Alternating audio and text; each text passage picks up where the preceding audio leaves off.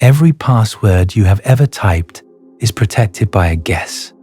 Not a law, not a theorem, not something that has been proved and settled and filed away in the back pages of a mathematics textbook. A guess, an assumption, a thing that the smartest people alive believe to be true but cannot demonstrate is true. And the difference between those two things is the difference between a flaw and a trapdoor. Right now, as you are hearing this, there are roughly 4.5 billion people connected to the internet. Somewhere around 95% of all web traffic flows through encrypted connections. Every bank transfer, every medical record, every classified military communication, every private message you have ever sent, all of it protected by the same underlying mathematical assumption. And that assumption is this: that certain math problems are too hard to solve quickly, not proven to be too hard, not demonstrated to be too hard, just assumed to be too hard, because nobody has managed to solve them quickly yet.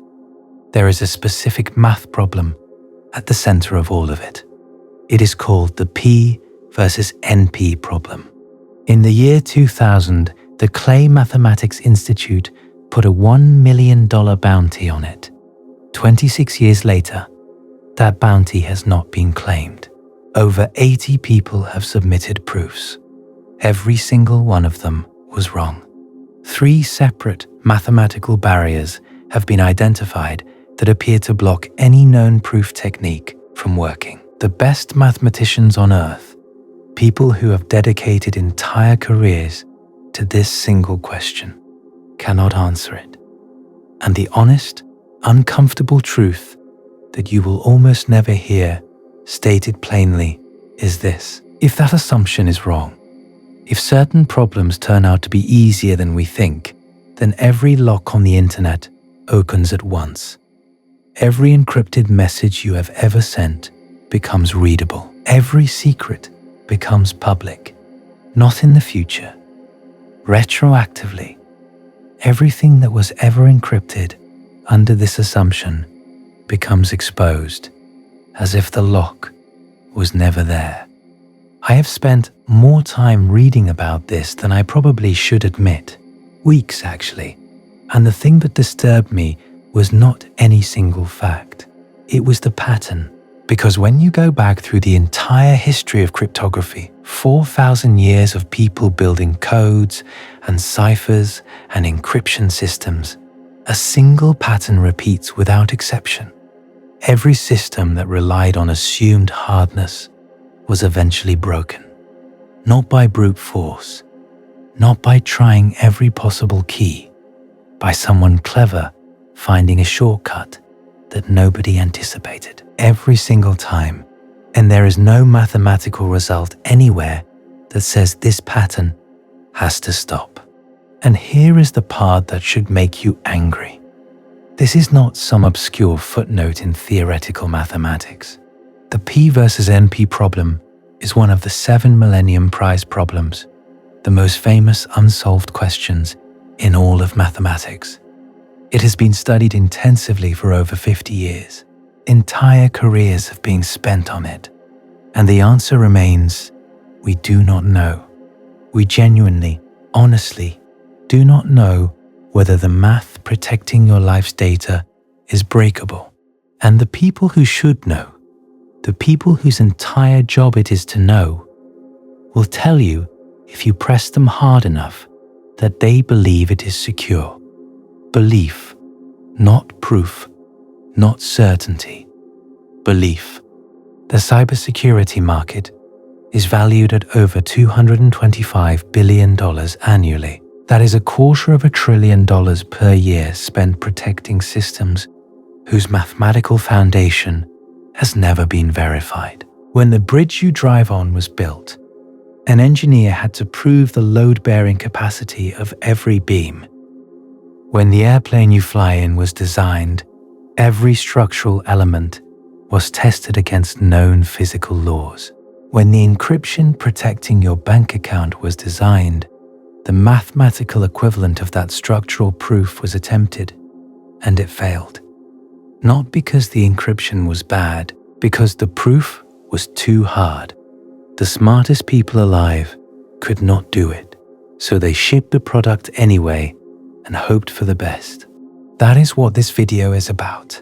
Not a survey of encryption, not a history of codes, a single question and the most honest answer the human race can currently give. Is there any proof at all, that the math protecting everything you care about cannot be broken? The answer is no. And it gets worse from there. To understand why the current situation is so precarious, you have to understand that we have been here before, many times, and every single time, the people building the system are absolutely certain it could not be broken. The history of cryptography is not a history of steady progress toward better security. It is a history of overconfidence, followed by catastrophe, repeated on a loop for 4 millennia. The oldest known cipher is attributed to Julius Caesar, who communicated with his generals by shifting each letter in the alphabet 3 positions forward. A becomes D, B becomes E, and so on. For centuries, this was considered adequate security, mostly because the people you were trying to keep secrets from could barely read in the first place. The first real breakthrough in code breaking came from the Arab polymath Abu Yusuf al-Kindi, working in Baghdad around 850 CE. Al-Kindi realized something that seems obvious in hindsight, but was devastating in practice. In any language, certain letters appear more frequently than others. In English, the letter E shows up roughly 12% of the time.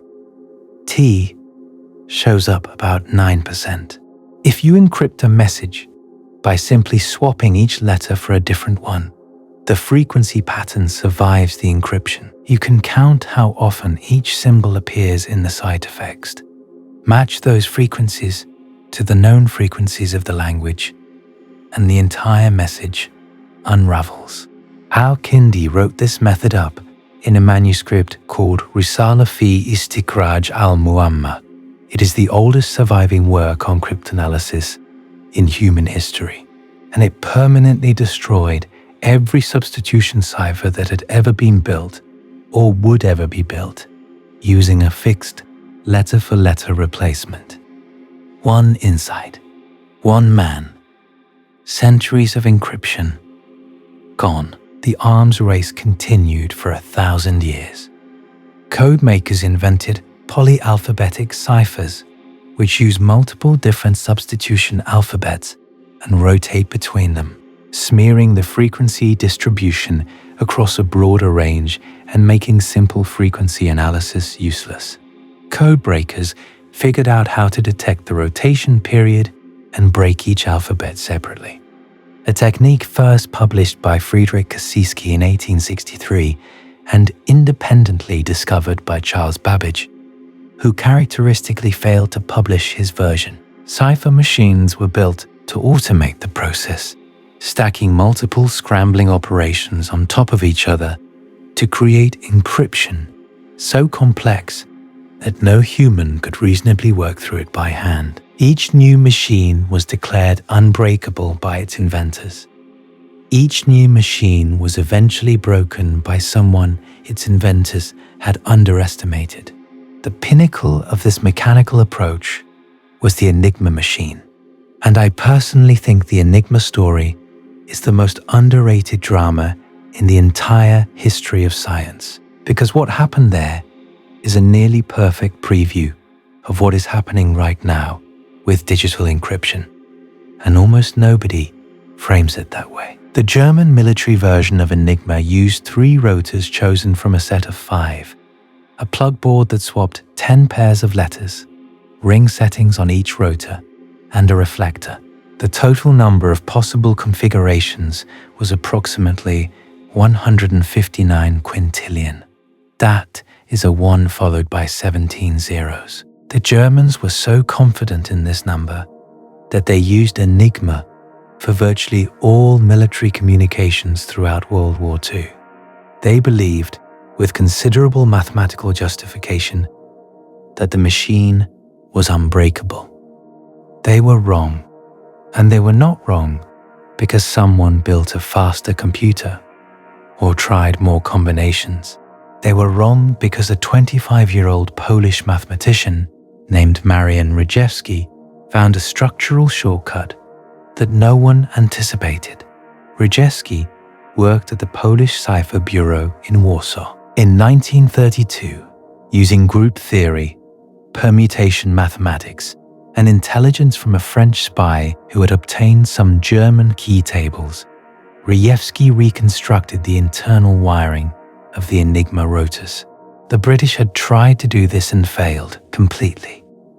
Rejewski did it with mathematics. He then built a machine called the Bomber Cryptologic Eisner that could find the daily Enigma key in about 2 hours by exploiting patterns in how the Germans set up their message indicators. Here is the part that almost never gets mentioned. For 7 years, from 1932 to 1939, Poland was reading German military communications. 7 years, and the British had no idea it was possible. On July 25, 1939, 5 weeks before Germany invaded Poland, the Polish cryptanalysts held a secret meeting in the Kabaki forest south of Warsaw and handed everything to stunned British and French intelligence officers. The Enigma replica, the bomber, the mathematical techniques, everything. Gordon Welshman, who would go on to run Hut 6 at Bletchley Park, later said flatly that the British effort to break Enigma would never have gotten off the ground without the Polish contribution. And for decades, the British narrative erased this entirely. The story was Bletchley Park. The story was Alan Turing. The Poles were a footnote if they appeared at all. That erasure is its own kind of scandal, but it is not the point I want to make here. The point is what Rejewski's success tells us about the nature of cryptographic security. The Germans did not make a stupid mistake. Enigma was genuinely sophisticated. 159 quintillion possible settings is not a small number, but Rejewski did not try 159 quintillion settings. He found a mathematical structure inside the machine that reduced the problem to something manageable. He found a shortcut. And the Germans, who were evaluating Enigma's security based on the brute force difficulty of trying all possible keys, never considered that someone might not need to try all possible keys. This is the pattern. This is the thing that repeats. Security, based on assumed difficulty, fails not because the difficulty was overestimated, but because the approach was transformed. Nobody breaks encryption the way the defenders expect it to be broken. They break it by changing the problem into a different, easier problem. And that is exactly what is happening right now, today, with the encryption protecting your bank account. But I am getting ahead of myself. Alan Turing arrived at Bletchley Park in September 1939 and built upon Rejewski's work to design the British bomb. Turing exploited another structural weakness in Enigma, one that seems almost trivially small, but turned out to be fatal. A letter could never encrypt to itself. Press A on the keyboard, and you would get any letter except A on the output. This single constraint, combined with probable plaintext from predictable messages like weather reports, which the Germans transmitted in a known format at known times, allowed the bomb to systematically eliminate impossible rotor configurations until only the correct one remained. The first bomb was delivered on March 14, 1940. By August, an improved version incorporating Welchman's diagonal board was operational. The intelligence product from breaking Enigma, designated Ultra, is estimated to have shortened World War II by at least 2 years and saved millions of lives. And the man most responsible for it was rewarded by his country with prosecution, chemical castration, and death. In 1952, Alan Turing acknowledged a sexual relationship with a 19-year-old man named Arnold Murray. He was charged with gross indecency, the same statute used against Oscar Wilde half a century earlier. Given the choice between prison and chemical castration, Turing chose the injections. Estrogen. It caused breast development and impotence. He lost his security clearance. He was barred from the secret work that had been his life's purpose. On June 7, 1954, Turing was found dead in his bed. Cyanide poisoning. He was 41 years old. A half-eaten apple sat on his nightstand. The inquest ruled suicide, though some historians note the evidence is also consistent with accidental exposure from the chemistry experiments he conducted at home. A royal pardon came in 2013, 59 years too late. In 2017, the Alan Turing law retroactively pardoned roughly 50,000 other men convicted under the same statute. Turing's face now appears on the £50 note. There is a statue of him at Bletchley Park, sitting on a bench, holding an apple. The tributes are touching and they are obscene, because you cannot pardon a man who died of cyanide in his own bedroom. You cannot retroactively undo the estrogen injections, the humiliation, the loss of purpose. What you can do is remember that the man who proved that codes can be broken, that the assumptions underlying any cipher can be undermined by a sufficiently clever insight, was broken by the same government his work saved. The British Crown thanked Alan Turing for shortening a world war by stripping him of his security clearance and chemically altering his body. Remember that, because the relationship between governments and cryptography has not improved since 1954. It has gotten worse. There is a broader lesson buried in Turing's story that most accounts miss, and I think it is the most important part. Turing did not just break Enigma. He established the theoretical framework for why code breaking is always possible. His 1936 paper on computable numbers laid the foundations of computer science by defining what computation is and what its limits are. His work at Bletchley demonstrated that those limits are not where the code makers think they are. The lesson of Turing's life is that mathematical insight is unbounded in ways that mathematical defense is not. The attacker has every angle of approach. The defender has to protect all of them. This asymmetry is the defining reality of cryptography, and it has never been resolved, only deferred.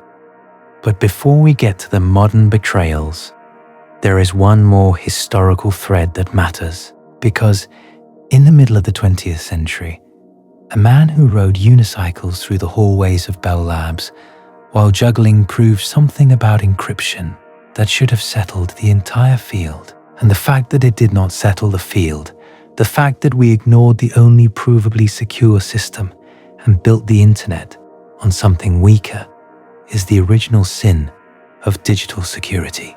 Claude Shannon, born in 1916 in Petoskey, Michigan, was arguably the most important scientist of the 20th century that most people have never heard of. His 1948 paper, A Mathematical Theory of Communication, is sometimes called the Magna Carta of the information age. He invented the concept of the bit. He founded information theory. He proved that any communication channel has a maximum capacity, now called the Shannon limit, that cannot be exceeded no matter how clever your encoding scheme. He did his master's thesis at MIT on applying Boolean algebra to electrical switching circuits, a paper that has been called the most important master's thesis of the 20th century because it laid the theoretical foundation for every digital computer ever built. Shannon also happened to be one of the most delightfully eccentric humans to ever live. At Bell Labs, he was famous for riding a unicycle down the hallways while simultaneously juggling 3 balls. He built a maze-solving mechanical mouse named Theseus. He built a chess-playing machine, a computer that calculated in Roman numerals, a rocket-powered frisbee, and something called the ultimate machine, whose only function was to switch itself off. At a 1985 information theory conference, his first public appearance in decades, he gave a brief talk and then pulled 3 balls from his pockets and started juggling. Engineer Robert McEllis described the moment by saying it was as if Newton had showed up at a physics conference. I actually spent 3 hours one afternoon going down a rabbit hole of Shannon's inventions, and I still think he does not get enough credit. The man literally created the mathematical framework that makes the entire digital world possible, and most people could not pick him out of a lineup. But here is what Shannon did that matters for this story. During World War II, working in a classified capacity at Bell Labs, Shannon analyzed the one-time pad. This is a cipher where you take your message, generate a completely random key that is at least as long as the message, and combine them together using a simple operation like addition modulo 26. The receiver, who has an identical copy of the random key, reverses the operation to recover the message. Then both parties destroy the key. It is never used again. One time. In his classified 1945 report, published openly in 1949 as Communication Theory of Secrecy Systems, Shannon proved something extraordinary. He proved that the one-time pad provides what he called perfect secrecy. The ciphertext reveals absolutely zero information about the plaintext. Not very little information. Not practically no information. Zero. Mathematically, provably, unconditionally zero. An attacker with infinite computing power, unlimited time, and every resource imaginable cannot extract a single bit of information from a one-time pad ciphertext without the key. Shannon further proved that perfect secrecy has a price. The key must be truly random. It must be at least as long as the message, and it must never be reused. Any cipher that achieves perfect secrecy must have these properties. There are no shortcuts. And this is where the story takes its turn, because the one-time pad is the only encryption system in the history of the world whose security has been mathematically proved, the only one. Everything else, every other system ever built, including everything protecting the internet right now, falls short of Shannon's standard, not by a little, by a fundamental categorical gap. The one-time pad security is a theorem. RSA's security is a hope. There is something almost cruel about this, and I think it does not get discussed enough. Shannon did not just prove the one-time pad works. He proved what perfection requires. He gave us the exact blueprint for unbreakable encryption, and simultaneously proved that the blueprint is impossible to follow at scale. It is as if someone proved that immortality is possible, but only if you never eat, sleep, or breathe. The answer exists. We just cannot use it.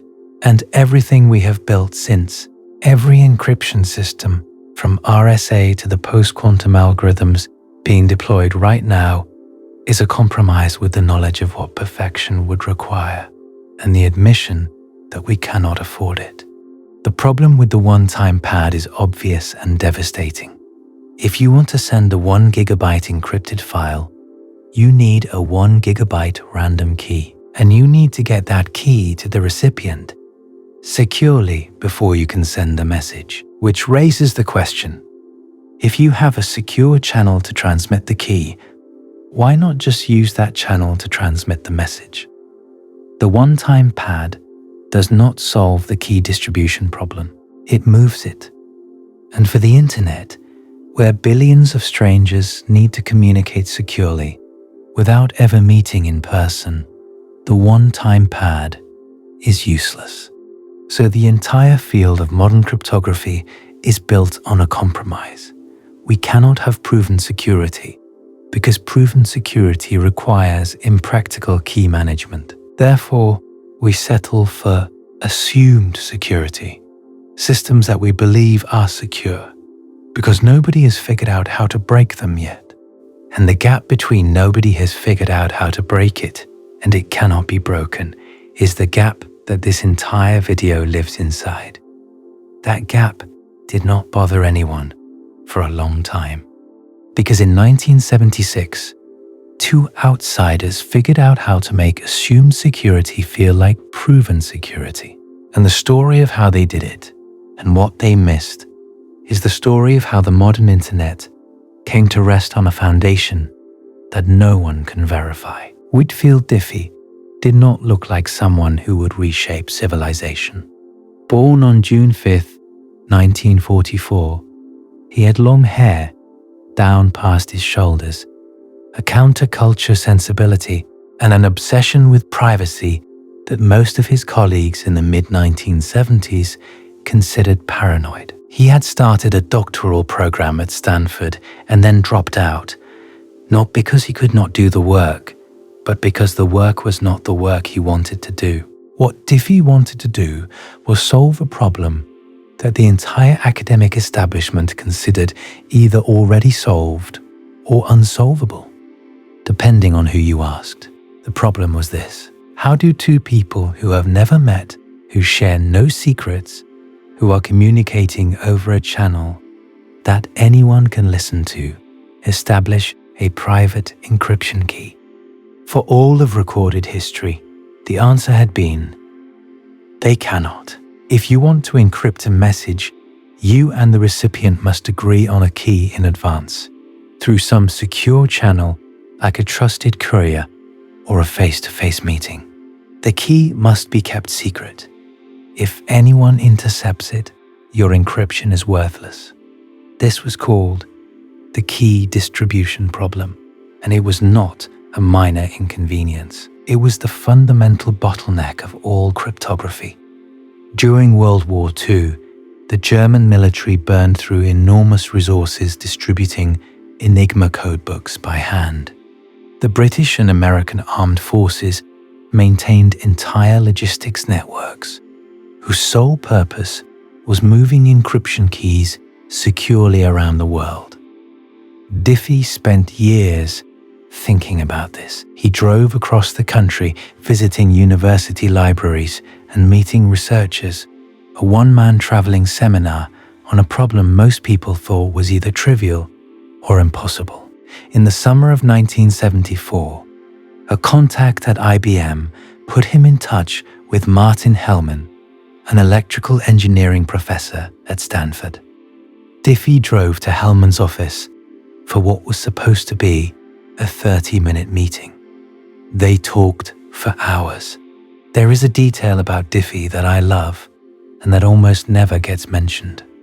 The reason he was so obsessed with the key distribution problem was not abstract mathematics. It was politics. Diffie saw what was coming.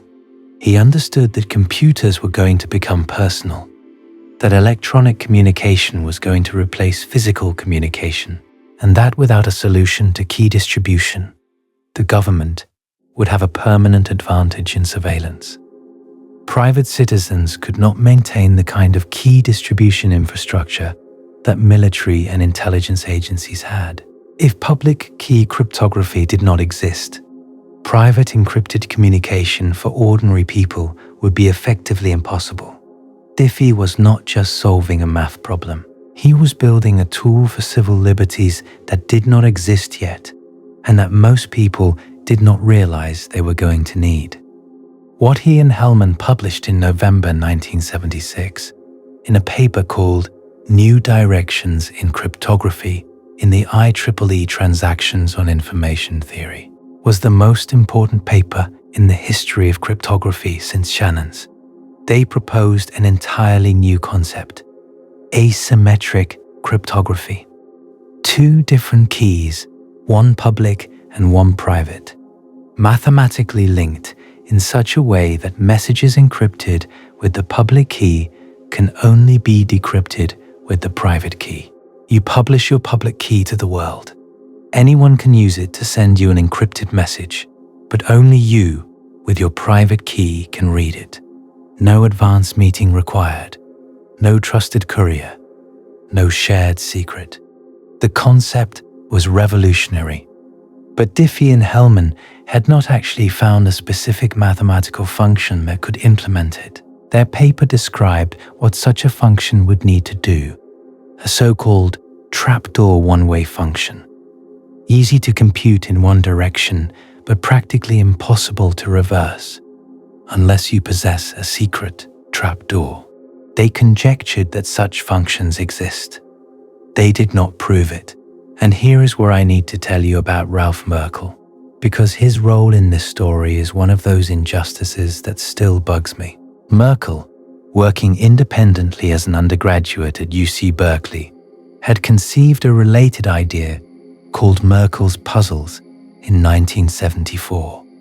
He submitted a paper to the communications of the ACM in August 1975. A reviewer rejected it with the comment that it was not in the mainstream of present cryptography thinking. The paper was not published until April 1978, after Diffie-Hellman making it appear as if Merkle was following rather than leading. Merkle later said, with the driest possible humor, that he should have looked up public key cryptography on Google before submitting his paper. But his defense was feeble because there was no Google.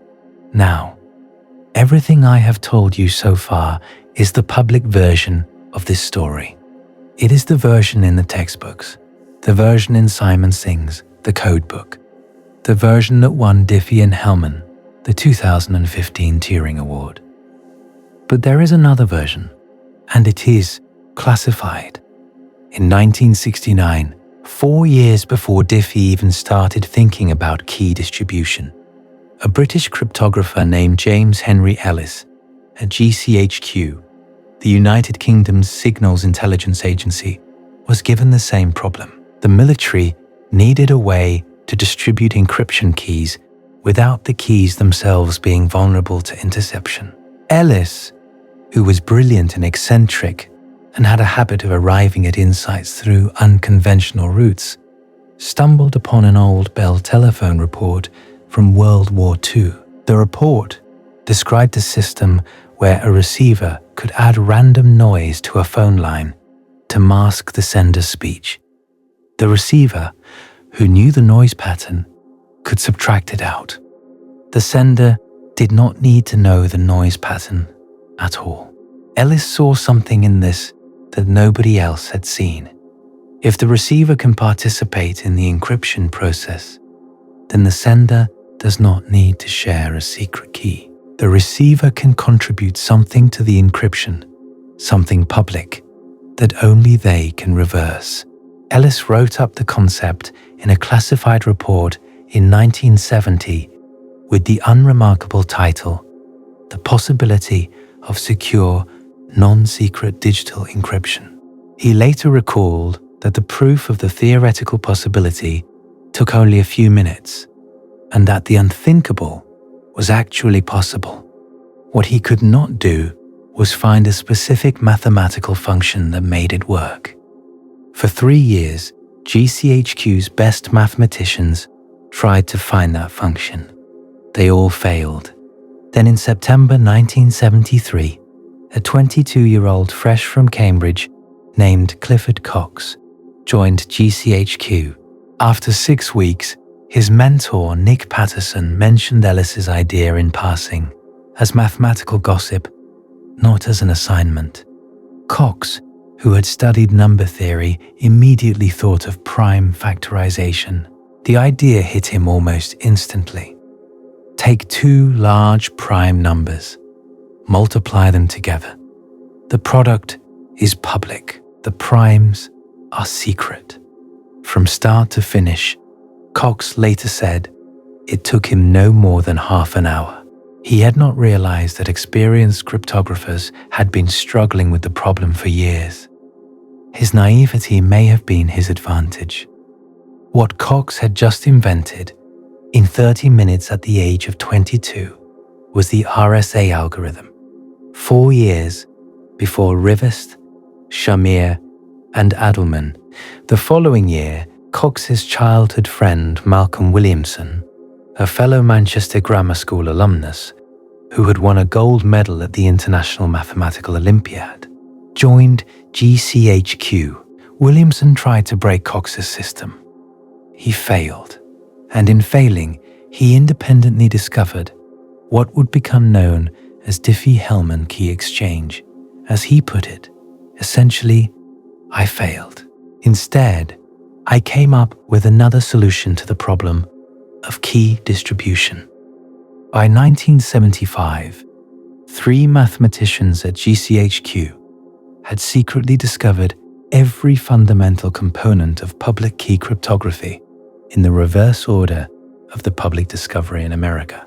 GCHQ decided not to use any of it. Computers at the time made the operations too expensive. The concepts were filed away and classified. The story stayed secret for over 2 decades. A planned declassification in 1987 was derailed by the Spycatcher scandal.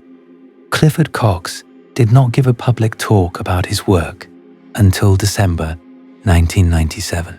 James Ellis had died 1 month earlier on November 25, 1997. He never lived to see public acknowledgement of what he had started. When Diffie once visited GCHQ and pressed Ellis about the invention, Ellis replied coolly, "That is what you did. Who said I did? Think about what this means." The British government had the foundational breakthrough of modern cryptography in its hands for years before the public discovery, and chose to suppress it, not because it was dangerous, because it was inconvenient. Cox himself captured the ethos perfectly. You do not get involved in this business for public recognition. Now, let me tell you what actually happened when the public version of the story played out. Because the moment RSA was invented in public, the fundamental weakness at its core was visible to anyone who bothered to look. And almost nobody looked. In April 1977, Ron Rivest was lying on his couch after a Passover celebration, unable to sleep, thinking about one-way functions. He had been working with Adi Shamir and Leonard Adelman at MIT's computer science lab, trying to find a concrete mathematical function that could implement Diffie and Hellman's theoretical framework. The 3 men had an unusual working dynamic. Rivest and Shamir would propose mathematical schemes. Adelman, a pure mathematician with a skeptic's temperament, would break them. This had happened 42 times. Rivest would come in with an idea. Adelman would find the flaw. They would start over. But on that night, Rivest saw something different. The insight was about prime numbers and modular arithmetic. Take 2 large prime numbers and multiply them together. Any computer can perform this multiplication in a fraction of a second. But given only the product, finding the 2 original primes is staggeringly, almost absurdly hard. This asymmetry between multiplication going forward and factoring going backward could serve as the trapdoor function that Diffie and Hellman had theorized. The public key is the product of the primes. The private key is the primes themselves. The mathematics works because of Euler's theorem relating modular exponentiation to the totient function. If n equals p times q, then computing the totient of n, which equals p minus 1 times q minus 1, is trivial when you know the primes, and essentially requires factoring n when you do not. By dawn, Rivest had the full algorithm written on a legal pad. He called Adelman. For the 43rd time, Adelman tried to break it. For the first time, he could not. I find it interesting, by the way, that Adelman initially did not want his name on the paper. He was a pure mathematician. This was applied work. He felt his contribution, breaking the first 42 attempts, was merely critical, not creative. Rivest and Shamir insisted. Adelman relented, but only on the condition that his name go last. Hence, RSA, Rivest Shamir Adelman, instead of Ras or Ars or any other ordering. The history of cryptography turns on whose name goes where, and in this case, the most important person in the room may have been the one who spent 2 years saying no.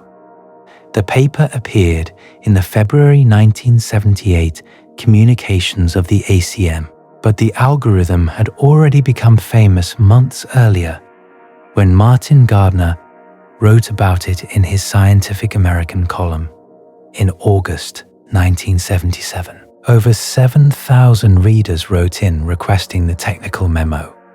The NSA was alarmed enough to ask the MIT team to stop distributing it. To demonstrate RSA's security, the team published a 129-digit challenge number, RSA 129, and offered $100 to anyone who could factor it. Rivest estimated the task would take 40 quadrillion years. The hidden message, encrypted with RSA 129, read the magic words, are squeamish ossifrage. 40 quadrillion years. That was the estimate. That was the number on which the team staked their reputation and, implicitly, the future of internet security. In 1994, 17 years later, a distributed computing team using 1,600 machines factored RSA 129 in 6 months. By 2015, the same number could be factored in a single day for about $30 on Google Cloud. 40 quadrillion years. 17 years. Think about the size of that error. It is not a rounding mistake. It is not even in the same universe as the original estimate. And the reason for the error is exactly the same reason Enigma fell. Rivest estimated the time required using the best-known factoring algorithm in 1977. He did not and could not anticipate the number field sieve, which was developed in the early 1990s and provided a sub-exponential speed-up that made factoring vastly easier than anyone had predicted. The defenders estimated security based on the best current attack. The attackers invented a better attack. The RSA Factoring Challenge, launched in 1991, tracked this progression relentlessly. RSA 100 fell. RSA 120 fell, each one requiring less time than the previous one relative to its difficulty because the algorithms kept getting better. The largest RSA number publicly factored to date is RSA 250, an 829-bit, 250-digit number, cracked on February 28, 2020, by a Franco-American team using roughly 2,700 CPU core years of computation. The challenge's trophy piece RSA 2048 remains untouched. Its 617 decimal digits are orders of magnitude beyond current classical capability. For now. But here is the thing I cannot stop thinking about. The gap between what RAS's creators predicted and what actually happened is not a one-time error. It is the defining feature of the entire field. At every point in the history of cryptography, the people building the systems overestimated the difficulty of breaking them. Not once, not occasionally, every time. The distance between assumed hard and actually hard has never been zero, and the trend line only goes in one direction. And this is the bet the internet is built on. Not a proof, not a theorem. A bet that we are in a fundamentally different situation than every previous generation, that this time the assumed difficulty will hold, even though it never has before. The mathematical community has a name for this kind of hope. They call it a conjecture. And the specific conjecture underpinning all of it is the most famous unsolved problem in computer science.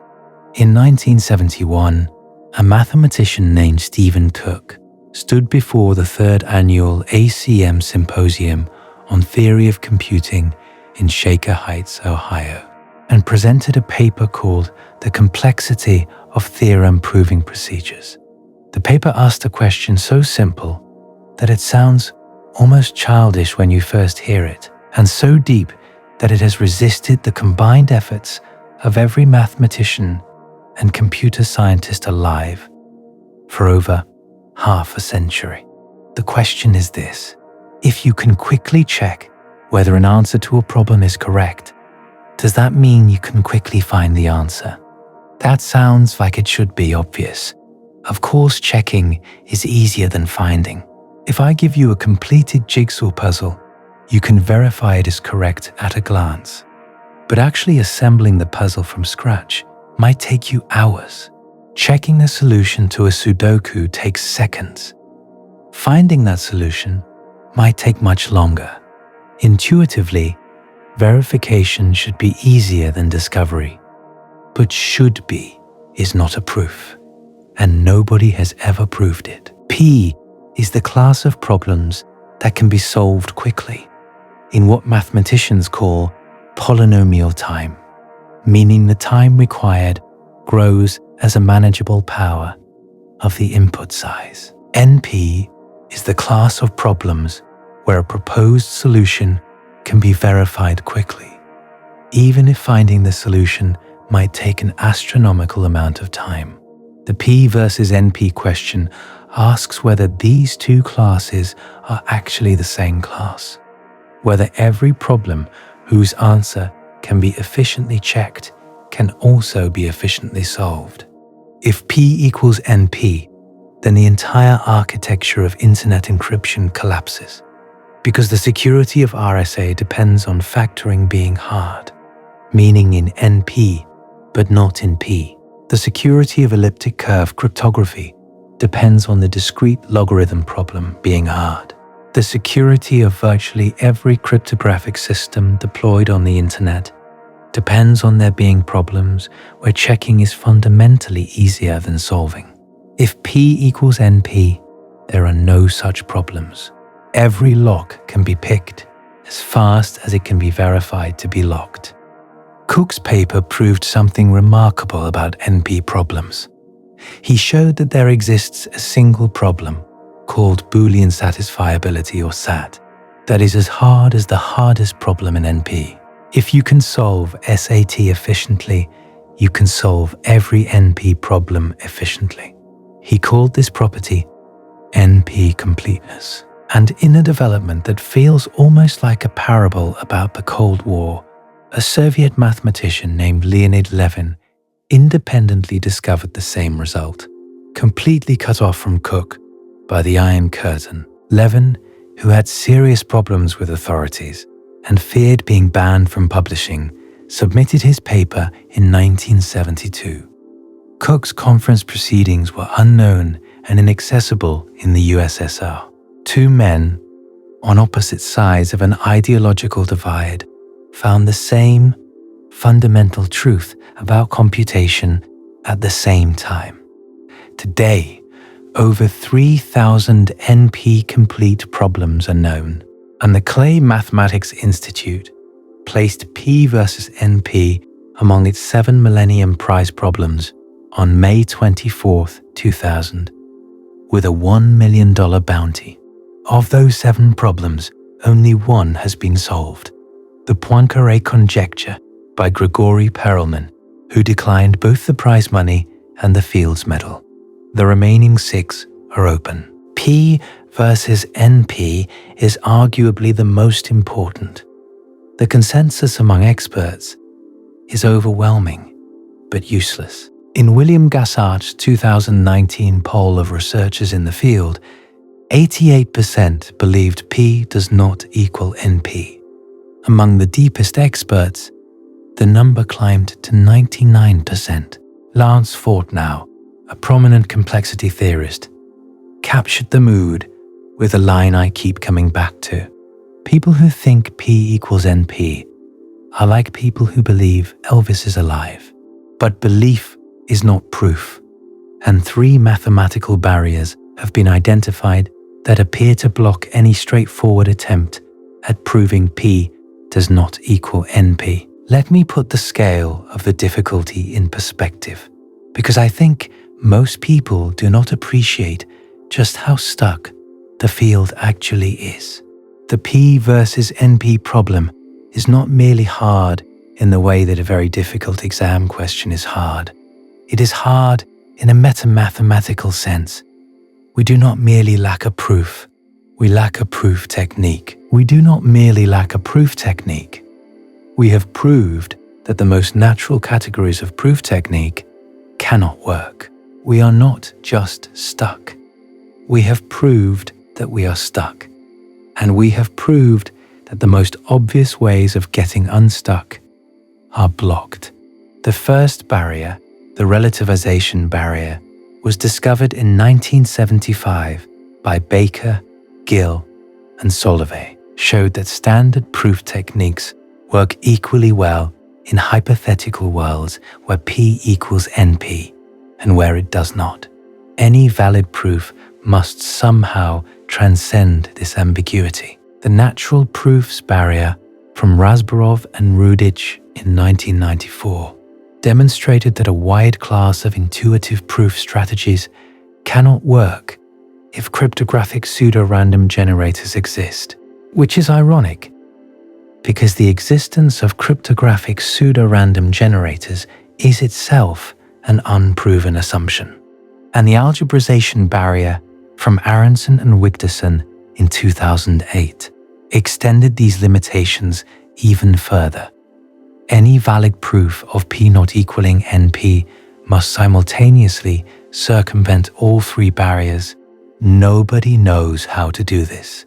The most dramatic attempt came in August 2010, when Vinay Deolalika, a researcher at HP Labs, emailed 22 prominent mathematicians claiming he had proved P does not equal NP. Stephen Cook, who originated the problem, initially called it a relatively serious claim. The paper generated enormous excitement. Within days, an unprecedented online collaborative review, led by Terence Tao and Scott Aronson, identified fatal flaws. The proof could not distinguish between problems known to be hard and problems known to be easy, which is rather a significant shortcoming for a proof about hardness. Gerhard Werginger at RWTH Aachen maintains a running list of failed P versus NP proofs. Last I checked, it had over 80 entries, every single one wrong. Now, here is the part that makes the P versus NP situation not just academically interesting, but genuinely alarming for anyone who uses the internet. Integer factoring, the specific problem that RSA depends on, sits in a strange place in the complexity landscape. It is in NP, meaning solutions can be verified quickly. But it is not known to be NP complete. Most experts believe factoring sits in an intermediate zone, harder than P, but easier than the hardest NP problems. This means that even if someone proved P does not equal NP tomorrow, that proof would not automatically guarantee that factoring is hard. Factoring could still be easy. The two questions are related, but not equivalent, and the trend in factoring algorithms is not encouraging. The best classical factoring method, the general number field sieve, runs in sub-exponential time, not polynomial, which would mean factoring is easy, but not fully exponential either. Somewhere in between, in a gray zone where every decade or so, algorithmic improvements make slightly larger numbers factorable. As MIT's Henry Cohn has observed, people have made immense progress in developing factoring algorithms, and there is no reason to think we have hit a fundamental barrier. Scott Aronson, probably the most publicly visible complexity theorist in the world, puts the stakes in terms that I think deserve to be quoted directly, because I cannot improve on them. If P equals NP, he has said, then the world would be a profoundly different place. Everyone who could appreciate a symphony would be Mozart. Everyone who could follow a step-by-step argument would be Gauss. That is the abyss on one side.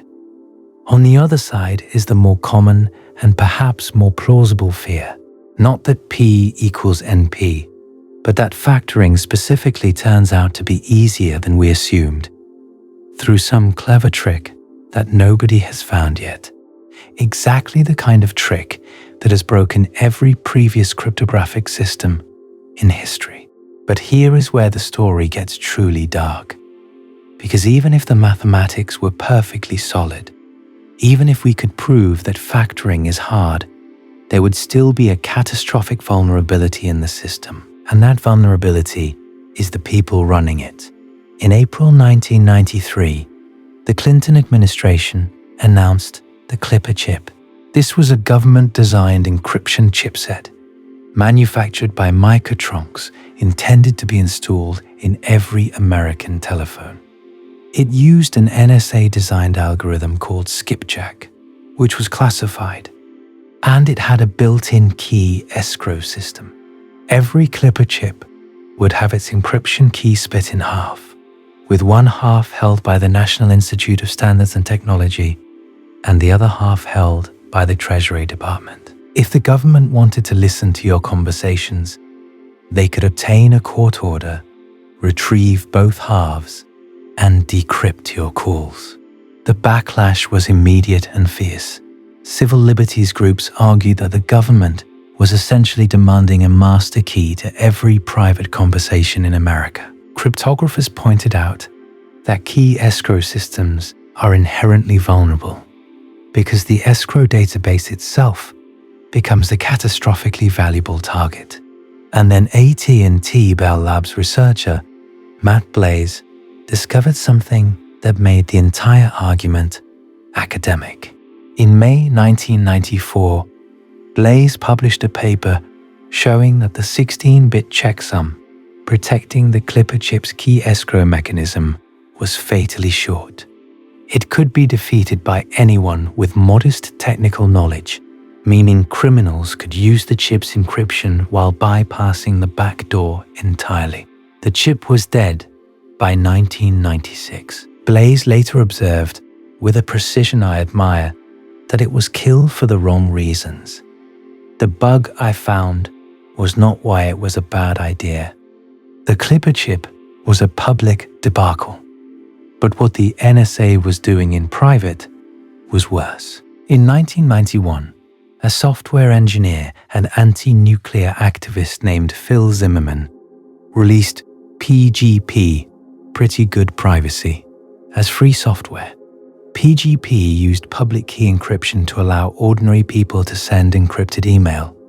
The encryption was strong, far exceeding the 40-bit export limit that the United States government had set.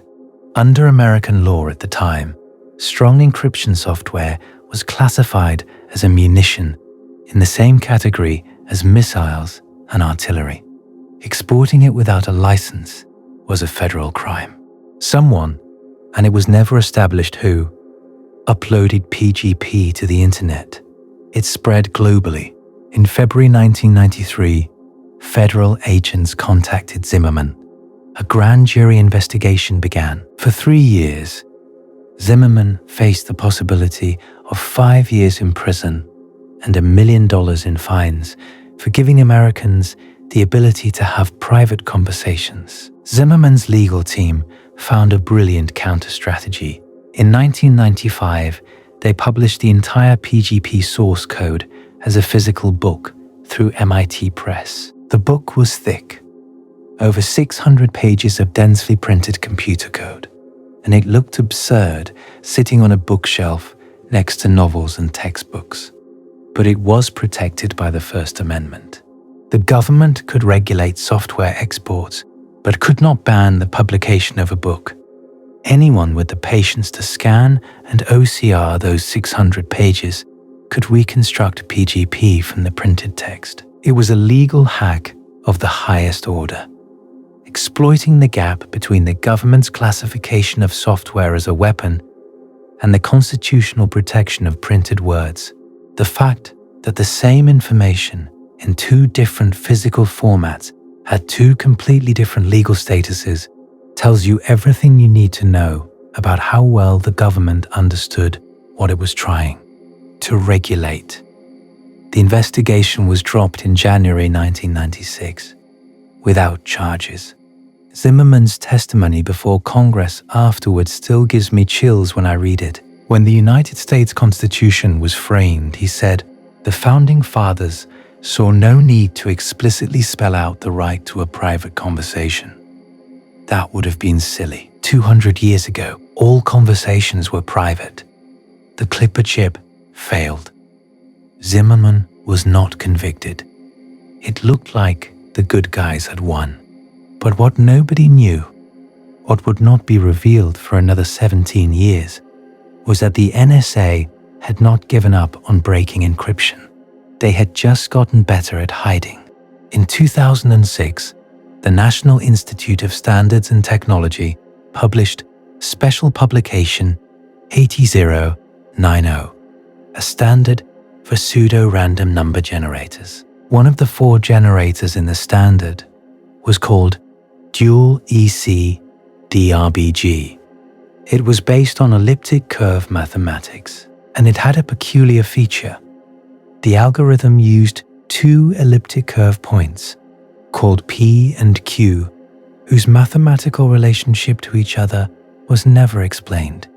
In August 2007, 2 Microsoft researchers named Dan Shumo and Niels Ferguson gave a presentation at the Crypto Conference rump session that should have been front-page news and was instead treated as a curiosity. They demonstrated that if anyone knew a specific number connecting P and Q, a scalar value such that Q equals that value times P, they could predict all of the generator's outputs after observing just 32 bytes. In other words, whoever chose those 2 points could potentially decrypt anything encrypted using dual EC DRBG. Bruce Schneier, one of the most respected cryptographers in the world, wrote in Wired that the algorithm contained a weakness that could only be described as a backdoor. The response from the cryptographic community was strangely muted. People noted the concern. They moved on. NIST did not remove the algorithm from its standard. Then, in September 2013, Edward Snowden happened. Among the trove of classified NSA documents that Snowden provided to journalists were details of a program called Bull Run. The program's budget was $250 million per year. Its purpose was to defeat encryption, not by building faster computers, not by developing better mathematical attacks, by inserting weaknesses into encryption standards, corrupting the standardization process, from the inside. The New York Times, The Guardian, and ProPublica jointly reported that classified NSA memos appeared to confirm that the fatal weakness in dual_EC_DRBG was engineered by the agency. Reuters subsequently revealed that the NSA had paid RSA Security, one of the most prominent cryptography companies in the world, $10 million to make dual_EC_DRBG the default random number generator in its widely used BSAFE cryptographic toolkit. That $10 million was more than a third of BSAFE's $27.5 million annual revenue. RSA categorically denied knowingly colluding, claiming the decision was made in the context of an industry-wide effort to develop newer, stronger methods of encryption. Read that sentence again. They were paid $10 million to install a weakened random number generator, and their defense was that they thought they were making encryption stronger. Johns Hopkins cryptographer Matthew Green discovered an additional detail that made the situation even more damning. RSA's BSAFE library had also implemented a non-standard TLS extension called Extended Random, which was an NSA proposed draft. Extended Random dramatically increased the amount of output exposed from the random number generator, making the dual EC backdoor vastly easier to exploit. BSAFE was the only software in the world that implemented Extended Random. It was as if someone had installed a backdoor in a house and then also removed the door from the bedroom. NIST removed dual_EC_DRBG from its standard in 2015. Michael Wertheimer, the NSA's research director, called the agency's continued support for the algorithm regrettable. He said he could think of no better way to describe our failure. So let me lay out where we are. The mathematical foundation of encryption has never been proved. The specific assumption underlying RSA that factoring is hard has never been established as a theorem. The broader conjecture that P does not equal NP, which would at least suggest that hard problems exist, has resisted proof for over 50 years, and the institutions that are supposed to protect encryption standards have been caught actively sabotaging them, spending $250 million a year to ensure that the locks on the internet have hidden master keys. You have no mathematical proof that your encryption works, and you have documented evidence that the organizations responsible for it have been working to make sure it does not. But here is what makes this worse than institutional betrayal. Because even if the NSA had never touched a single standard, even if every institution involved in cryptography were perfectly trustworthy, there is a specific, proven, mathematically verified threat to every encryption system currently protecting the internet. And unlike everything else I have told you, this one is not a matter of conjecture or assumption or historical pattern. This one is a theorem, a real, proved, published theorem. And the man who proved it was not even working on the problem full-time. In late 1992, Peter Shaw attended a talk. Shaw was a mathematician at AT&T Bell Labs. Quiet, methodical, not the kind of person who makes a lot of noise at conferences. The talk was by Umesh Vazirani, a quantum computing researcher at Berkeley, and it was about the potential of quantum computers to solve certain problems faster than classical machines. Most of the results Vazirani presented were modest. Quantum computers could provide quadratic speedups for some search problems, meaning they could solve them in roughly the square root of the time a classical computer would need. Interesting, but not earth-shattering. something about the talk stuck in Shor's mind. He started working on the problem quietly, not full-time, and he did not tell anyone. Over the course of 1993, he developed an insight that connected quantum mechanics to number theory in a way that nobody had seen before. The insight was this: factoring a large number is mathematically equivalent to finding the period of a modular exponentiation function. And finding the period of a function is exactly the kind of problem that quantum computers are naturally suited for, because quantum interference, the phenomenon where probability amplitudes add and cancel like waves, can be harnessed to amplify correct answers and suppress wrong ones. Shor built a quantum algorithm that could find this period in polynomial time. The quantum Fourier transform, at its core, takes a superposition of states encoding all possible periods and collapses it through constructive and destructive interference into the correct answer with high probability. It is not a brute force attack. It does not try all possible factors. It transforms the factoring problem into a completely different kind of problem, one that quantum mechanics is specifically good at solving. On a Tuesday in April 1994, Shor presented the discrete logarithm version of his algorithm at an internal Bell Labs seminar. What happened next has become one of the most famous anecdotes in the history of computer science. By Saturday, 4 days later, word had mutated through a game of academic telephone. Umesh Vazirani called from California, excited, saying he had heard that Shor knew how to factor integers with a quantum computer. Shor later recalled that Vazirani's information was not quite accurate at that point, that he had only presented the discrete logarithm result. But in the 4 days between the Tuesday talk and the Saturday phone call, Shor had extended the algorithm to cover factoring as well. Shor's algorithm factors integers in polynomial time on a quantum computer.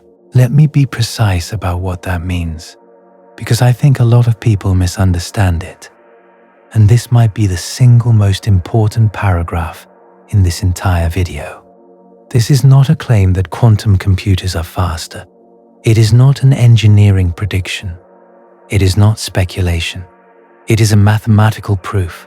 Shor proved, with the same rigor and certainty that Pythagoras proved the relationship between the sides of a right triangle, that a sufficiently large, error-corrected quantum computer running his algorithm will factor any integer in time that grows as a polynomial function of the number of digits. The best classical algorithm, the number field sieve, runs in sub-exponential time. The gap between polynomial and sub-exponential is not a small difference. It is the gap between a task you can complete during your lunch break and a task that would outlast the heat death of the universe. I have been obsessed with Shor's algorithm since I first learnt about it, and the thing that bothers me the most is how casually people discuss it. You will hear people say quantum computers might break encryption someday. That framing is wrong. The algorithm is proven. It works. The only question is whether we can build a machine large enough and stable enough to run it. That is an engineering problem, not a mathematical one. And engineering problems get solved. They always get solved. The question is when, not whether. And this is not just about factoring.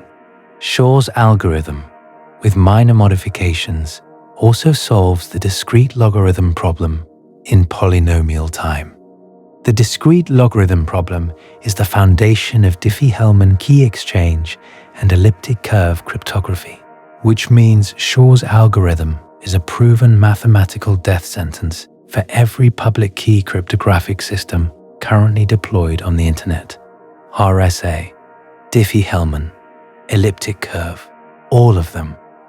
The common misconception about quantum computers, and this is a misconception I want to correct, because it matters, is that they are simply faster, classical computers, like a regular computer, but with more processing power.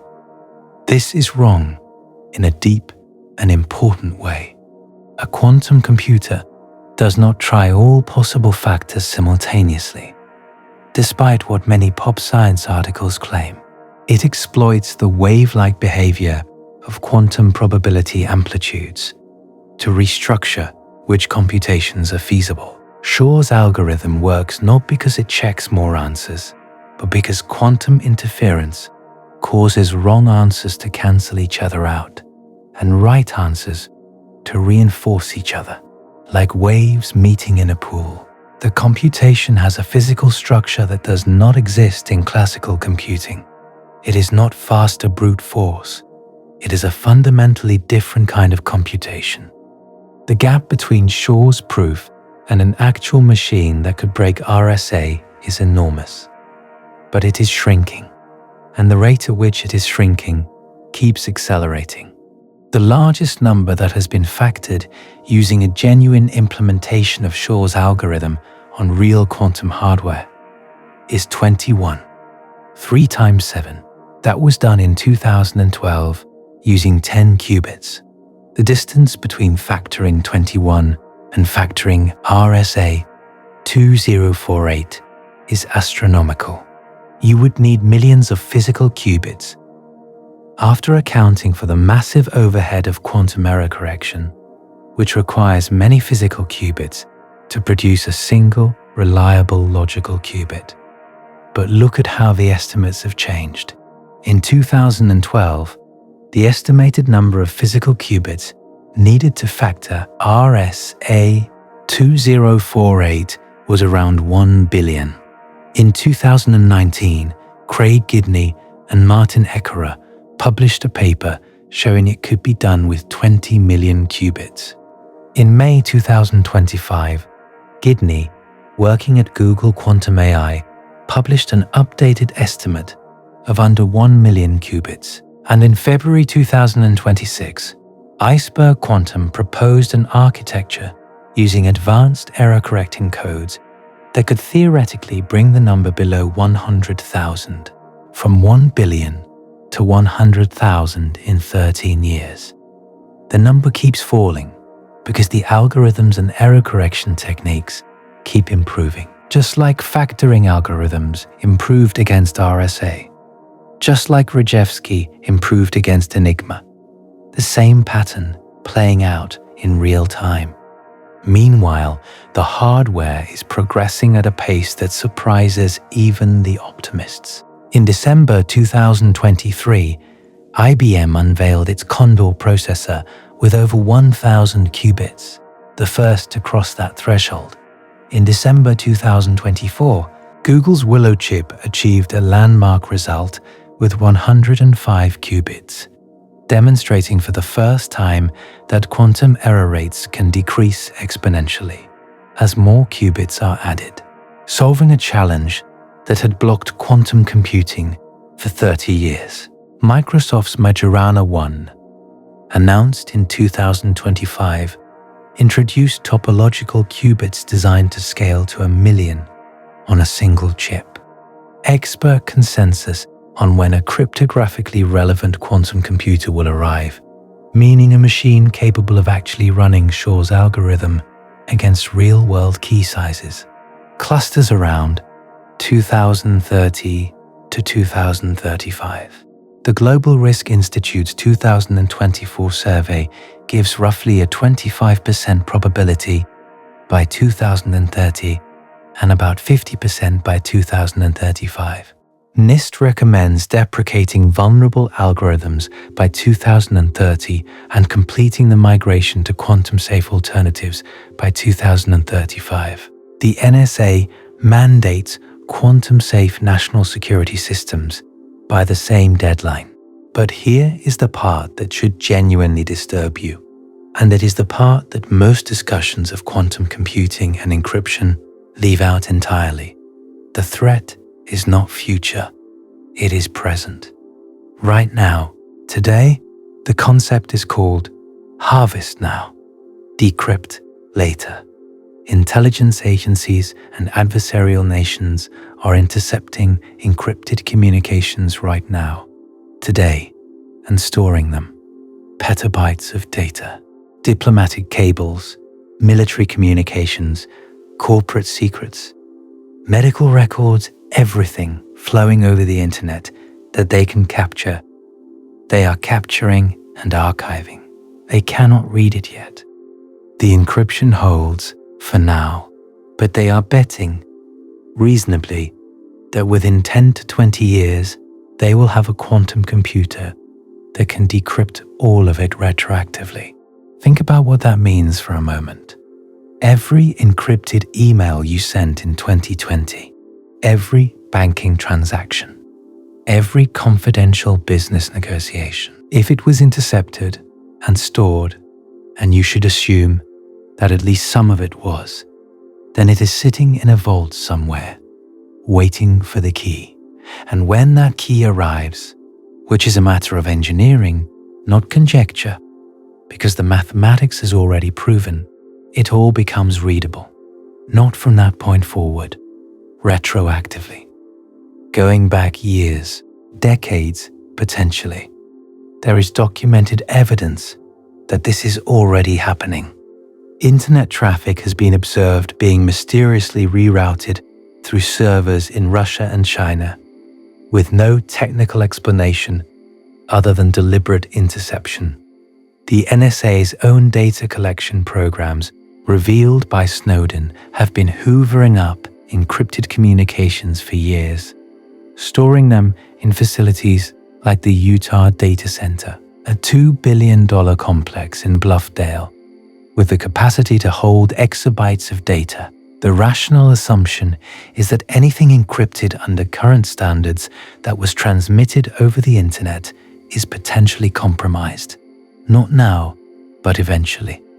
Michel Mosca, a quantum computing researcher at the University of Waterloo, formalized this threat with what is now called Mosca's inequality. If X is the number of years your data needs to remain secret, and Y is the number of years required to migrate to quantum-safe encryption, and Z is the number of years until a cryptographically relevant quantum computer exists, then if X plus Y is greater than Z, you are already too late. Your data will be exposed before you can protect it.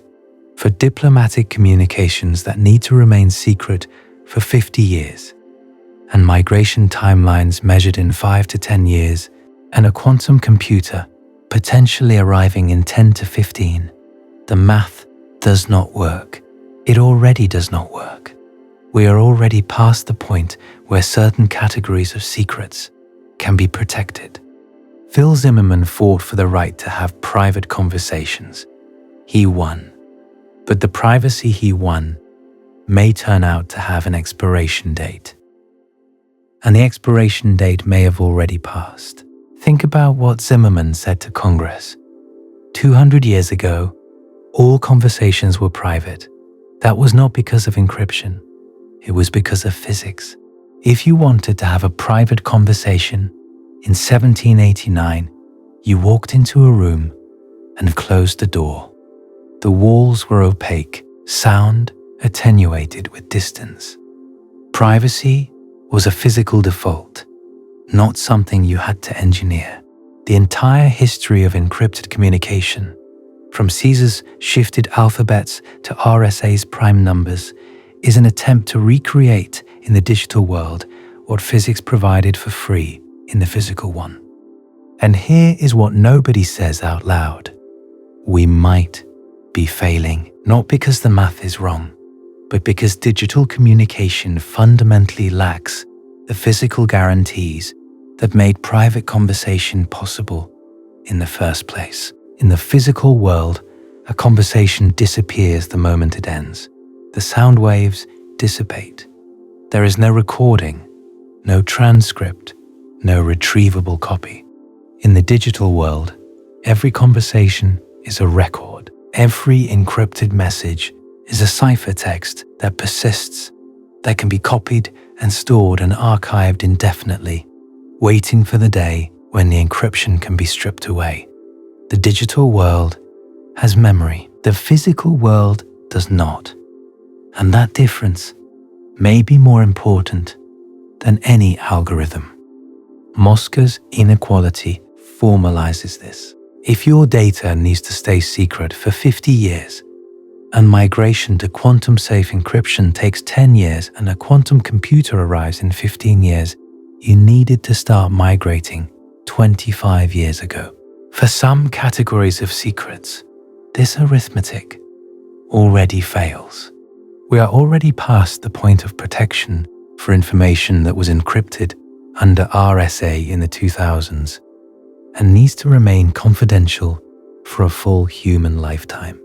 So the natural question is, what are we doing about it? And the answer sounds reassuring at first. There is a massive, well-funded, serious international effort to build encryption that quantum computers cannot break. It has been going on for years. Hundreds of the world's best cryptographers have been working on it. The results have been standardized. The migration has begun. And then you look at the details and realize we are making the exact same bet again. Before I explain why, I need to take a brief detour through one more layer of the encryption stack because it is relevant to the ending, and most people have never heard of it.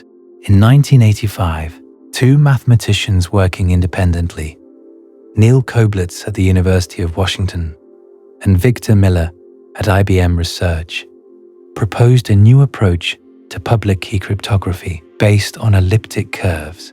These are mathematical objects defined by equations of the form y squared equals x cubed plus ax plus b. If you plot these equations, they produce smooth, looping curves. But the cryptographic magic happens not in the shape of the curve, but in the arithmetic you can do on it. You can define an operation called point addition that takes 2 points on the curve and produces a third point. You can then define point multiplication, taking a point g and an integer k and computing the result of adding g to itself k times. Computing p equals kg is fast. Reversing it, finding k when you only know g and p, is the elliptic curve discrete logarithm problem, and it is believed to be exponentially hard. The practical advantage of elliptic curves over RSA is dramatic.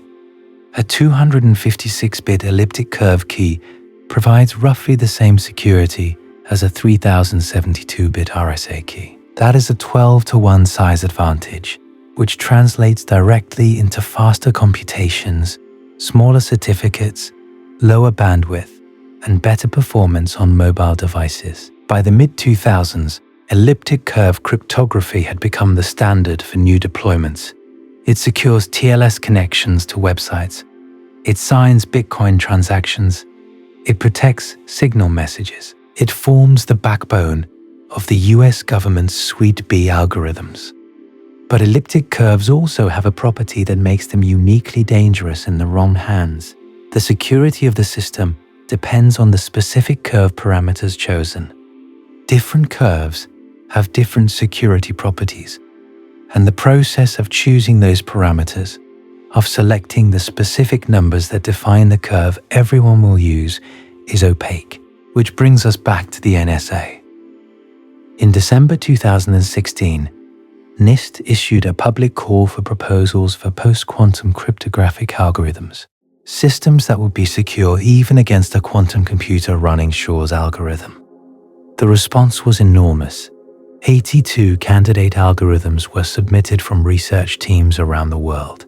NIST ran 3 rounds of evaluation over nearly 8 years, an exhaustive process involving hundreds of researchers, thousands of published analyses, and a level of public scrutiny that the dual EC DRDBG debacle had made absolutely necessary. On August 13th, 2024, NIST published its first, finalized post-quantum cryptographic standards, 3 algorithms, covering key encapsulation and digital signatures. The primary standard for key exchange, replacing RSA and Diffie-Hellman, is called ML-Chem, formerly known as Crystal's Kyber, published as FIPS 203. The primary standard for digital signatures is MLDSA, formerly Crystal's Dilithium, published as FIPS 204. And as a backup, a fundamentally different kind of signature based entirely on hash functions, SLHDSA, formerly SPHENCS+, published as FIPS 205. A fourth algorithm, FNDSA, based on Falcon, is in draft.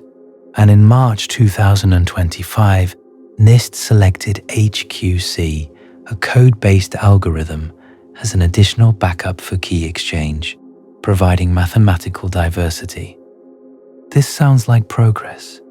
It sounds like the system is working. The problem was identified, the community mobilized, the solutions were developed and standardized.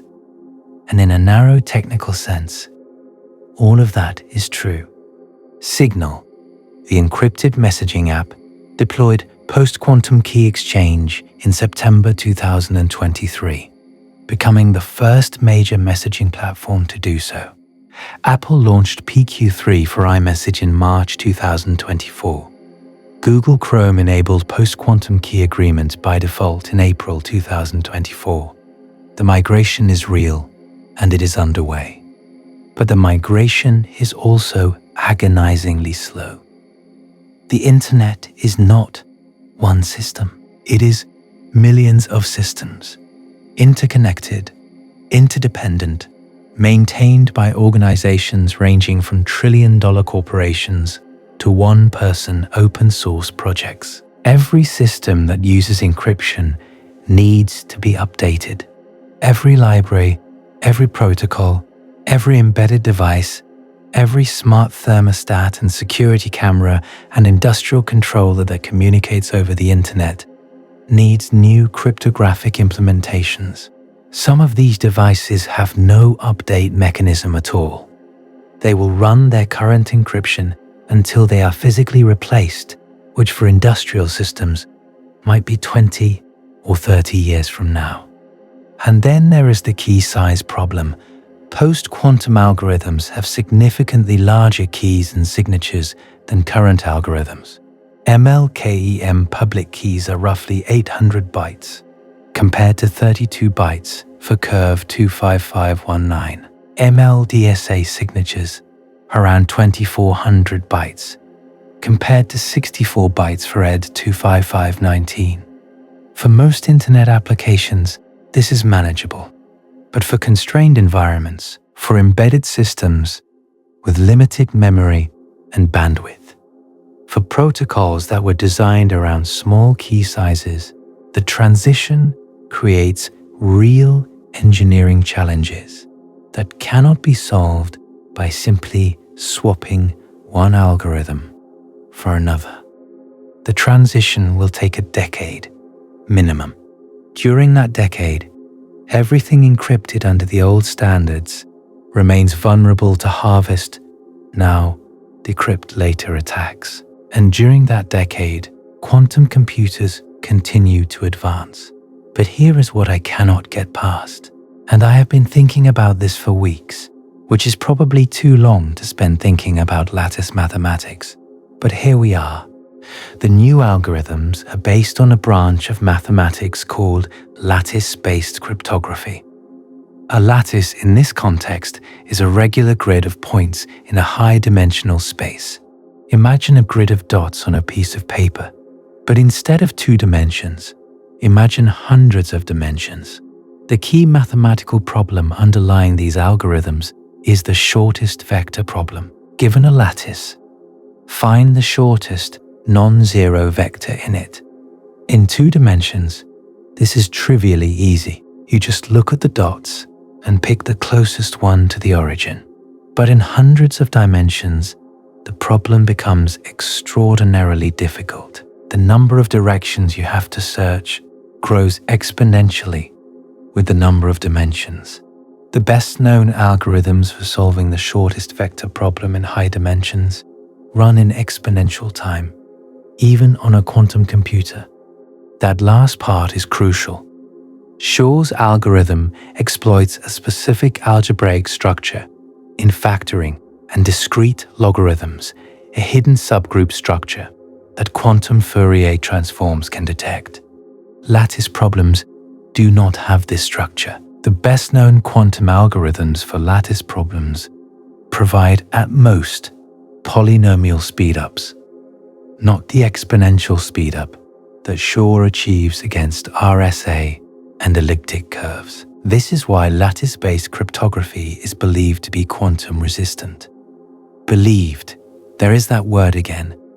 In 2005, Oded Regev published a foundational paper proving that the learning with errors problem, which is closely related to the shortest vector problem, is at least as hard as worst-case lattice problems. This is a genuinely strong result.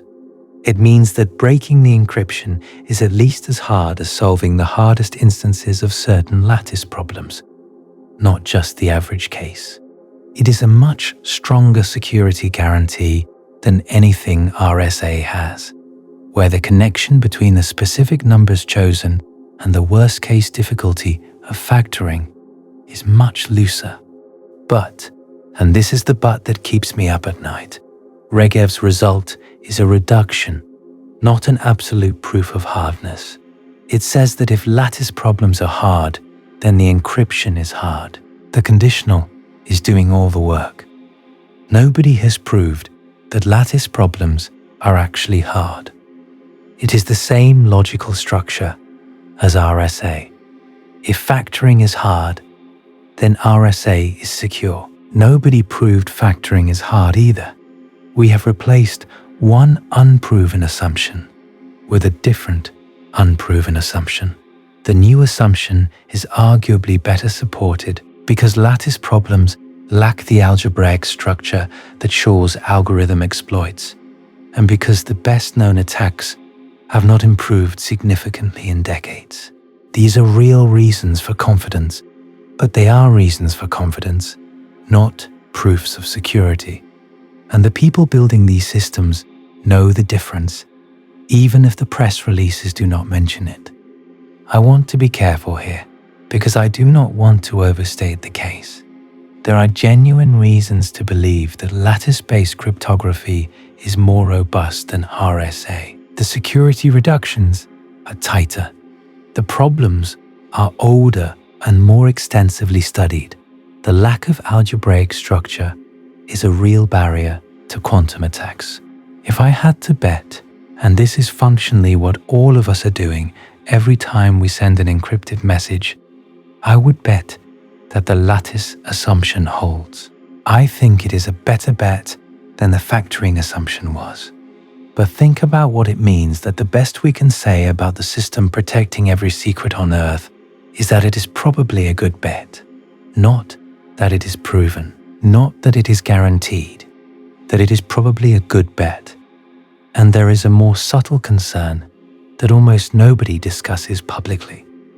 The new algorithms went through 8 years of public review. Hundreds of researchers examined them. But the mathematical landscape of lattice problems is less well mapped than the landscape of factoring. There are corners of lattice theory that have not been as thoroughly explored, connections to other branches of mathematics that have not been fully investigated.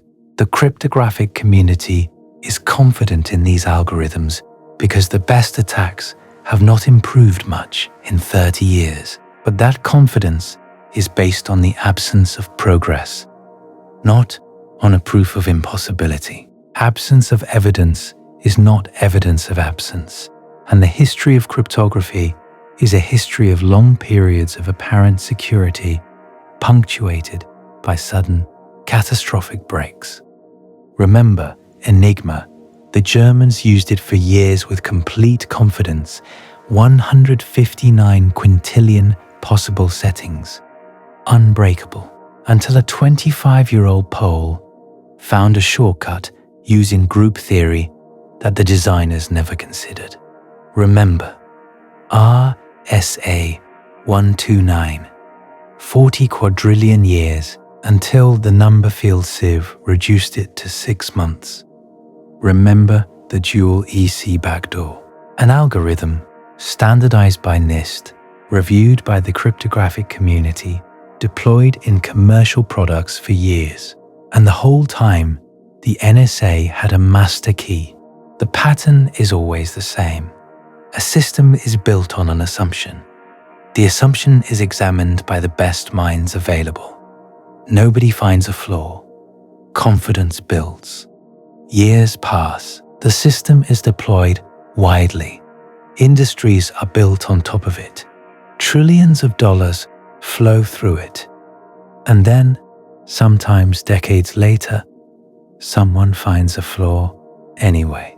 Not by being smarter than the people who examined it before, necessarily, but by looking at it from an angle that nobody had considered, by seeing a connection between two branches of mathematics that seemed unrelated, by asking a question that nobody thought to ask. There is something almost sentient about the way mathematics resists our attempts to contain it. We build a wall, and the wall holds for decades, and we come to think of it as permanent. But the mathematics does not care about our confidence.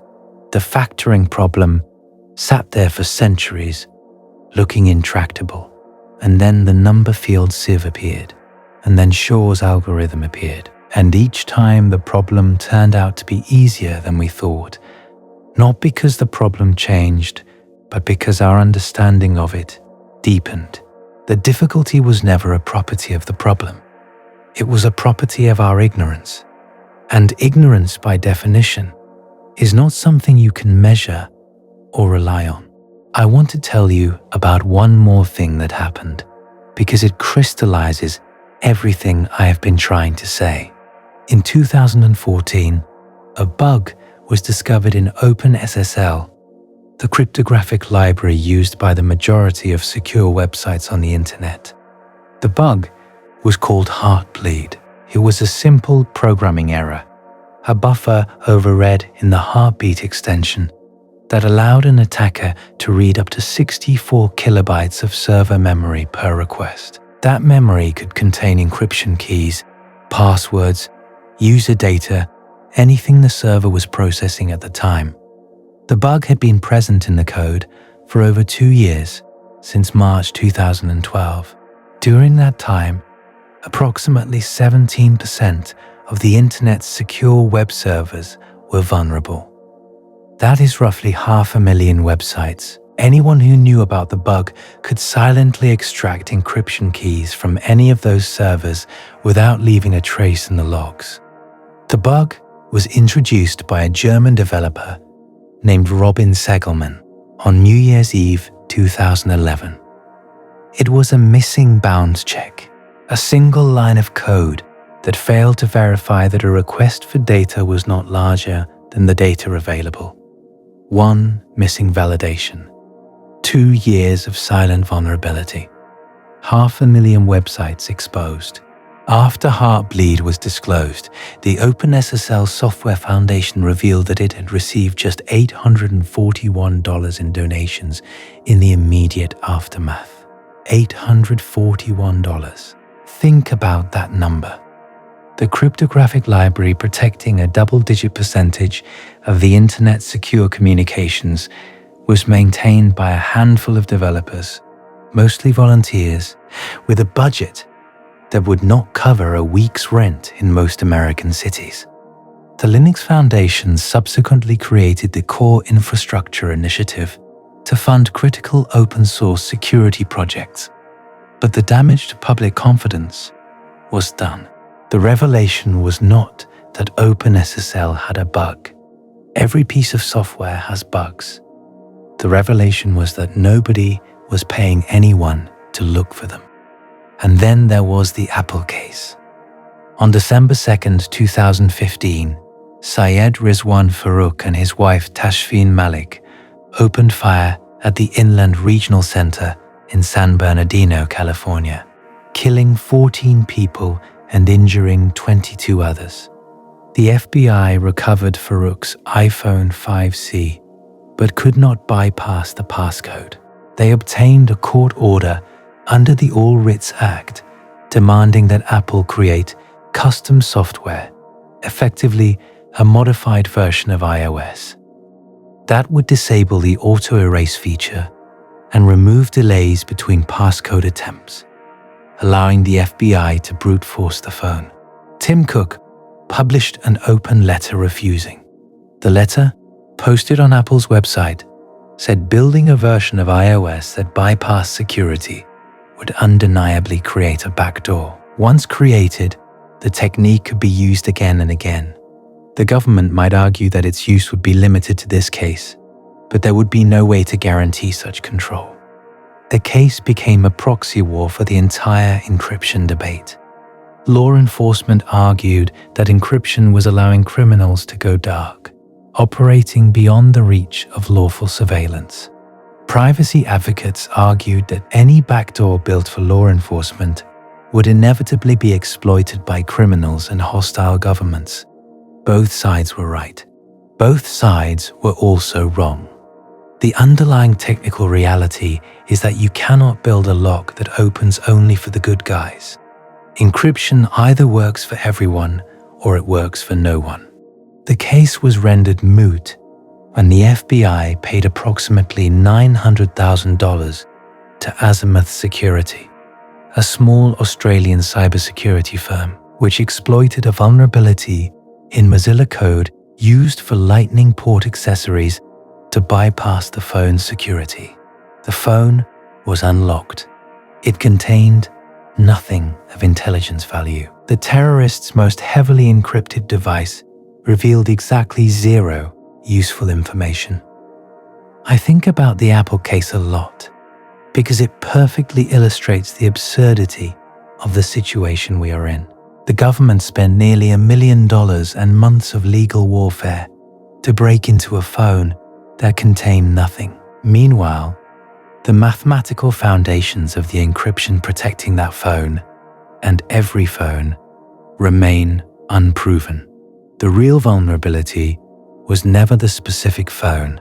It was the mathematical assumption underneath all of them. Heartbleed was not a mathematical failure. The encryption algorithms were fine. It was an implementation failure, a bug in the code, and it illustrates a point that is often lost in discussions of cryptographic security. Even if the math is sound, the implementation can fail. Even if the implementation is sound, the institutions can fail. Even if the institutions are sound, the mathematical assumptions can fail. The system has multiple points of failure, and at any given time, at least one of them is probably failing in a way that nobody has noticed yet. This is what the entire apparatus of internet security actually looks like when you strip away the reassuring language. A chain of unproven mathematical assumptions, implemented in code maintained by underfunded volunteers, standardized by institutions that have been caught inserting backdoors, deployed across a global network that intelligence agencies are actively monitoring and archiving, facing a proven mathematical threat from quantum computers that is a matter of engineering, not conjecture, with a migration to replacement algorithms that rest on a new set of unproven mathematical assumptions. And every time you see the padlock icon in your browser, you are trusting all of it, every link in that chain. Simultaneously, I started this video by telling you that everything you were taught about the security of your digital life rests on a guess. That was not hyperbole. It is the precise, literal, technical truth. The P versus NP problem remains open. One-way functions have never been proved to exist. The hardness of factoring has never been established.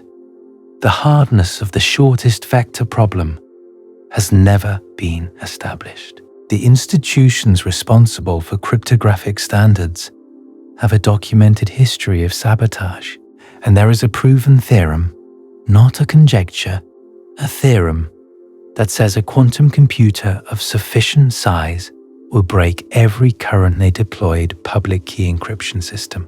The thing that has always struck me about John Nash, the mathematician from a beautiful mind, is that in 1955 he wrote handwritten letters to the NSA, proposing an encryption machine and making a conjecture that is essentially a version of P not equaling NP, decades before Cook formalized the question.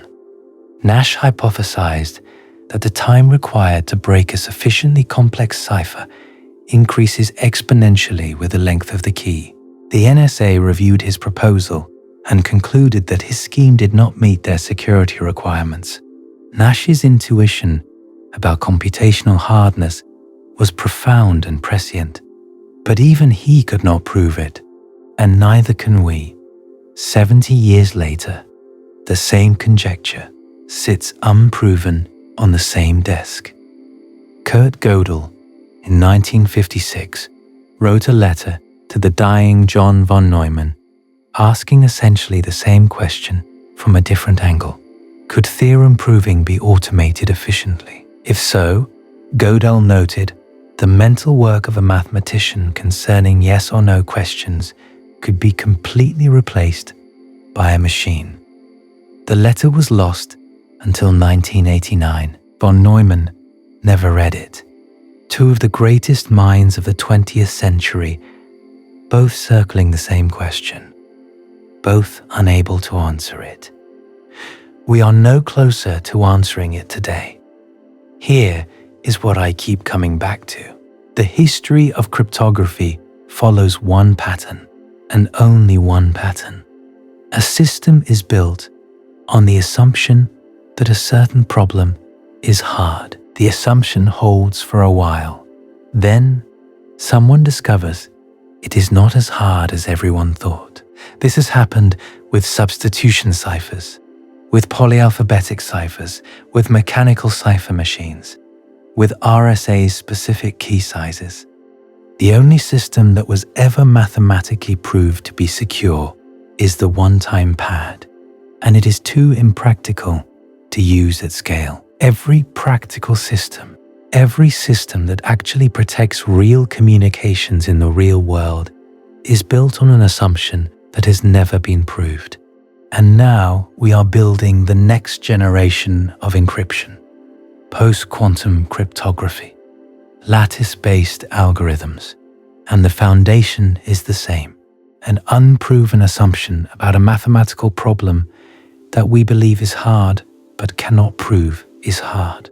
We are not breaking the pattern, we are continuing it. Some people find this reassuring. Encryption has held for decades, they say. The assumptions have not fallen. The system works in practice, even if it has not been proved to work in theory. And they are right, in the sense that the house has not burned down yet, and the fire insurance remains untested. But the history of cryptography is not a history of gradual decline. It is a history of long stability, punctuated by sudden collapse.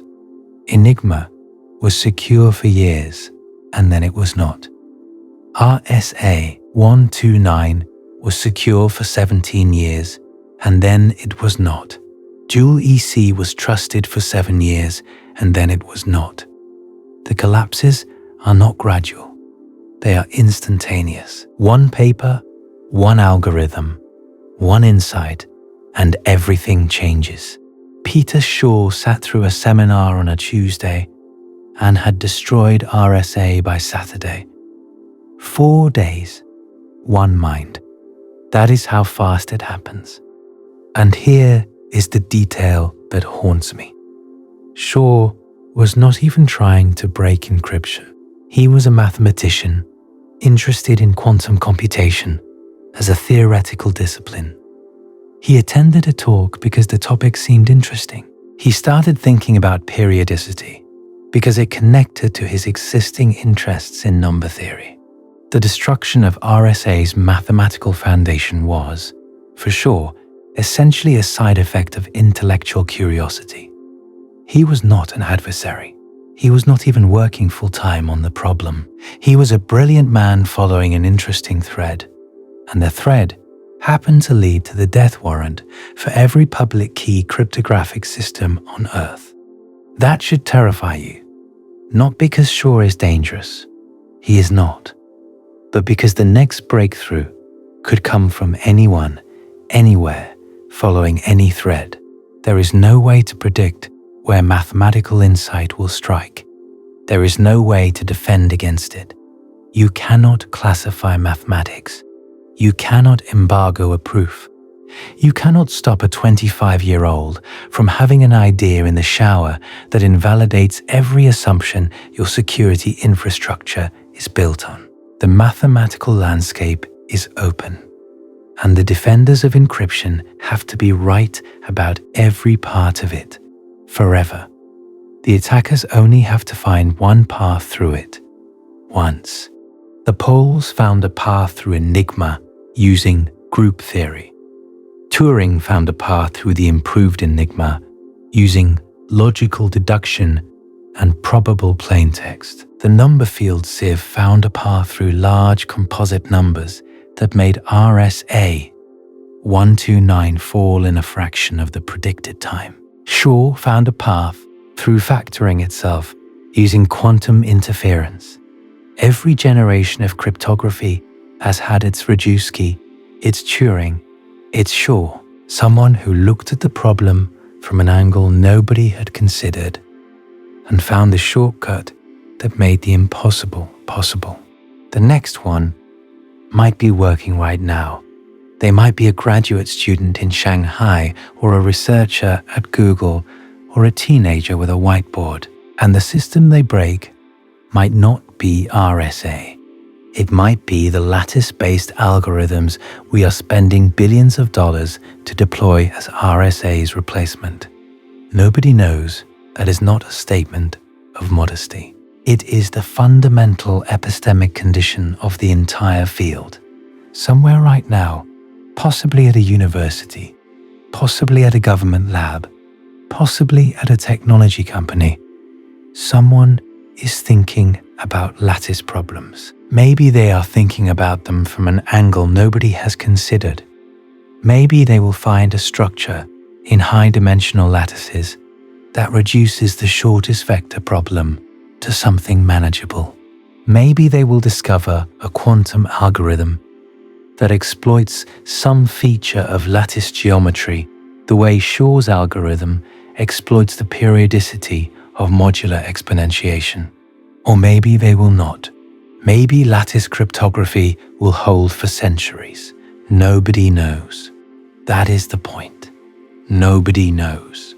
And here is the deepest implication, the one that has been building underneath everything I have told you for the past 2 hours. Digital privacy might not be a permanent feature of civilization. It might be a temporary accident, a brief window in history where our ability to build locks outpaced our ability to pick them. That window opened in 1976 when Diffie and Hellman published their paper, and it has been slowly closing ever since. Every advance in factoring algorithms, every advance in quantum computing, every algorithmic insight that makes hard problems slightly less hard narrows the window. And there is nothing in mathematics that guarantees the window stays open. There is no theorem of permanent hardness. There is no proof that the locks will always outrun the lockpicks. What we call internet security is the gap between human cleverness and human ignorance. We are clever enough to build locks that we are too ignorant to break. But cleverness only moves in one direction. It accumulates. It never reverses. And the gap between what we can build and what we can break has only ever narrowed. 4,000 years of cryptographic history, every lock broken, every assumption overturned, every system that seemed permanent revealed as temporary. And at the foundation of every digital secret you have ever kept, an open question with $1 million bounty that the best mathematicians alive cannot answer. The calculations have been checked. Shor's algorithm is correct. The lattice assumptions are unproven. And somewhere, in a data center you will never see, operated by an agency you will never know about, an encrypted copy of a conversation you thought was private sits in cold storage, waiting patiently for the mathematics to catch up.